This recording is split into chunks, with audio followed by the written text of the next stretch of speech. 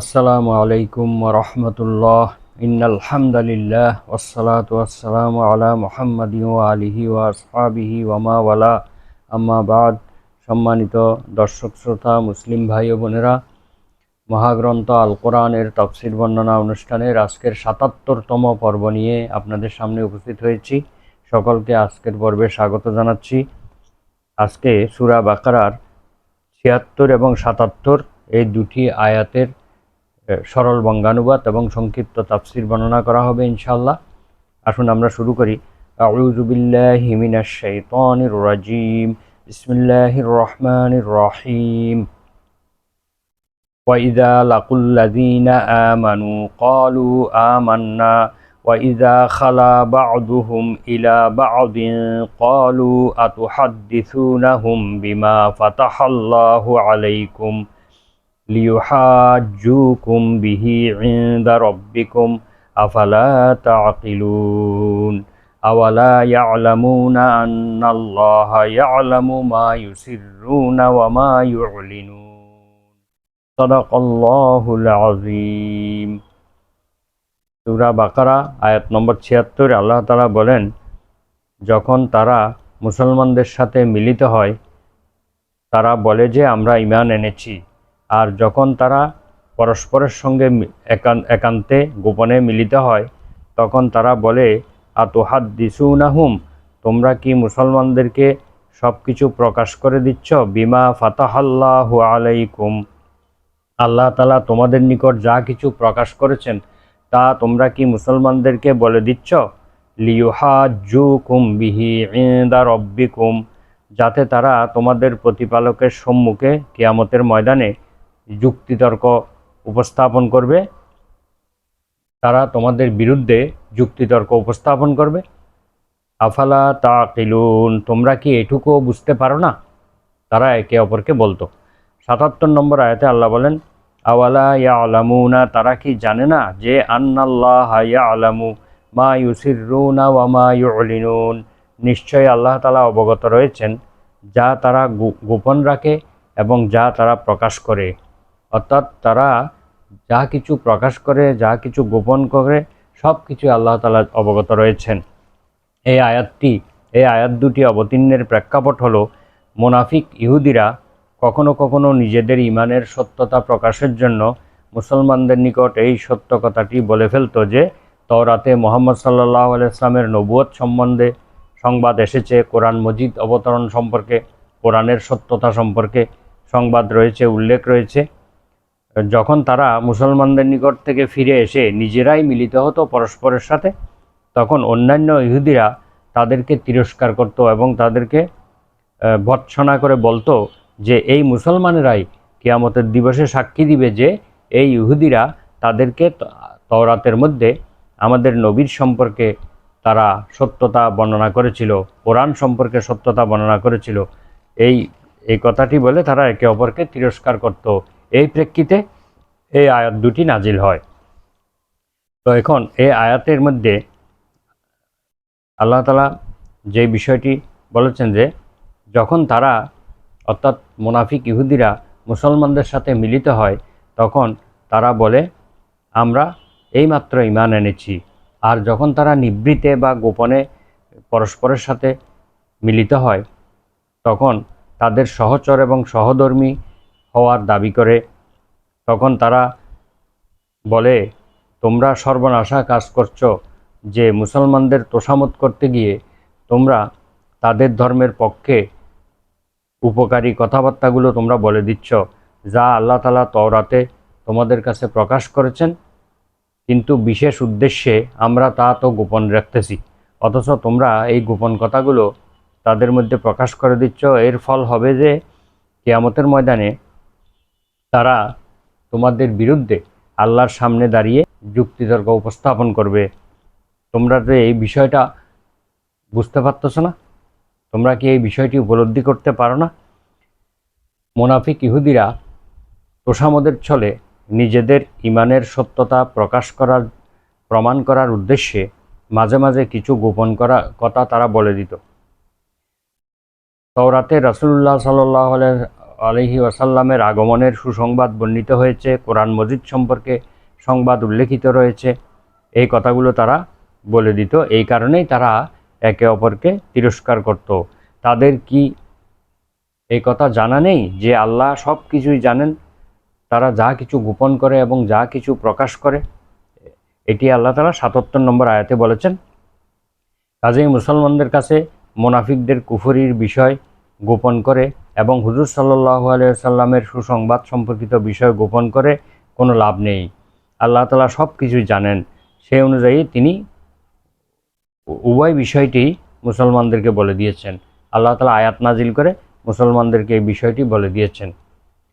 তারা মনে করেছিল যে দুনিয়াতে যদি এগুলো গোপন রাখা হয়, কিয়ামতের দিনে এগুলো গোপন থাকবে, অথচ এগুলো কখনোই গোপন থাকবে না। আল্লাহ তাআলা সব কিছুই জানেন। এ আয়াতে শিক্ষিত ইহুদিদের কথা বর্ণিত হয়েছে। পরবর্তী আয়াতে অশিক্ষিতদের কথা আল্লাহ তাআলা বলেছেন। তাদের মধ্যে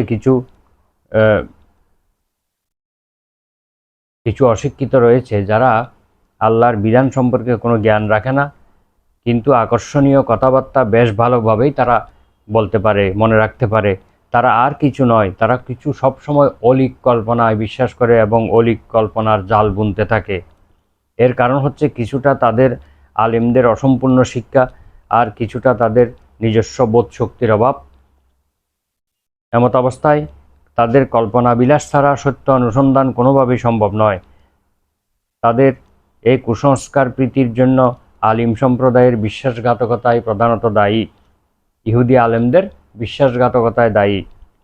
আল্লাহ তাআলা পবিত্র কোরআনের অন্য আয়াতে বলেছেন, ইন্না কাসীরাম মিনাল আহবারি ওয়ার রহবানি লায়াকুলুনা আমওয়ালান নাসি বিল বাতিল। এমন কতগুলো পুরোহিত রয়েছে, আহবার ওয়ার রহবান, তারা হচ্ছে গৃহত্যাগী, সন্ন্যাসী এবং কিছু ইহুদি আলেম রয়েছে যারা মানুষের সম্পদ অন্যায়ভাবে ভক্ষণ করে, অর্থাৎ মিথ্যা কথা বলে, আল্লাহর আয়াতকে বিকৃত করে, বিকৃত ব্যাখ্যার মাধ্যমে তারা দুনিয়ার স্বার্থ তারা অর্জন করে। এই ব্যাপারে তাদেরকে তিরস্কার করা হয়েছে। সাধারণ লোকের মূর্খতার জন্য আলেমরাই যখন দায়ী, তখন বড় আক্ষেপ তাদের হবে যারা বিকৃত করে তাওরাত গ্রন্থ নিজের হাতে লিখে এবং জনসাধারণকে বলে যে এই নির্দেশ আল্লাহর পক্ষ থেকে এসেছে, তোমরা এটাকে মান্য করো, আর এর দ্বারা তারা অর্থকরী মানুষের কাছ থেকে হাতিয়ে নেয়। তাদের বড় আক্ষেপ হবে গ্রন্থ বিকৃত করার জন্য, যে গ্রন্থটি তারা নিজের হাতে লিখে নিয়েছিল, এবং তাদের আরও বেশি আক্ষেপ হবে কিয়ামতের দিন তারা যে এর মাধ্যমে অর্থ উপার্জন করত। জনগণের সন্তুষ্টির প্রতি লক্ষ্য রেখে ভুল বিষয় পরিবেশন করলে তারা কিছু নগদ অর্থকরী পেয়ে যেত এবং মানসম্মানও বজায় থাকত। এই কারণে তারা তওরাতে শাব্দিক এবং মর্মগত উভয় প্রকার পরিবর্তন করার চেষ্টা করত। উল্লেখিত আয়াতে এই বিষয়ের উপরে কঠোর হুঁশিয়ারি উচ্চারণ করা হয়েছে। ইহুদিরা আরও বলতো যে লান তামাসসানান নারু ইল্লা আইয়ামাম মা'দুদাহ, দুর্যোগের আগুন আমাদেরকে কখনো স্পর্শ করবে না, করলেও খুব সামান্য, হাতে গোনা কয়েকদিন মাত্র, এরপরে আমরা জান্নাতে চলে যাব। তা আল্লাহ তাআলা বলছেন, হে নবী, আপনি বলে দিন তাদেরকে, তোমরা কি আল্লাহর সাথে কোনো এই মর্মে চুক্তি করেছো যে তোমাদেরকে কয়েকদিন জাহান্নামে রেখে পরে আবার মুক্তি দিয়ে দিবে? আল্লাহ তাআলা তো চুক্তি ভঙ্গ করেন না, অর্থাৎ তোমরা কোনো চুক্তি করো নাই, এমনিতে আল্লাহর সাথে এমন কথা তোমরা জুড়ে দিচ্ছ যার কোনো যুক্তিগ্রাহ্য কোনো প্রমাণ তোমাদের কাছে নেই।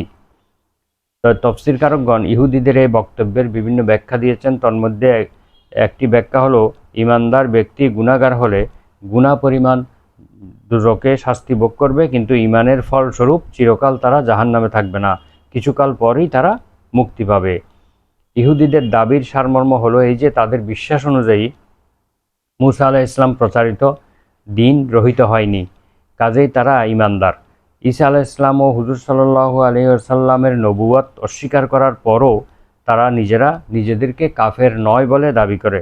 সুতরাং যদি কোনো পাপের কারণে তারা দুর্ভোগে চলেও যায়, কিন্তু কিছুদিন পরই তারা মুক্তি পাবে, এই দাবিটি একটি অসত্যের ভিত্তি ছাড়া আর কিছু নয়। কেননা মুসা আলাইহিস সালাম কর্তৃক প্রচারিত দিন চিরকালের জন্য এইরূপ দাবি অসত্য।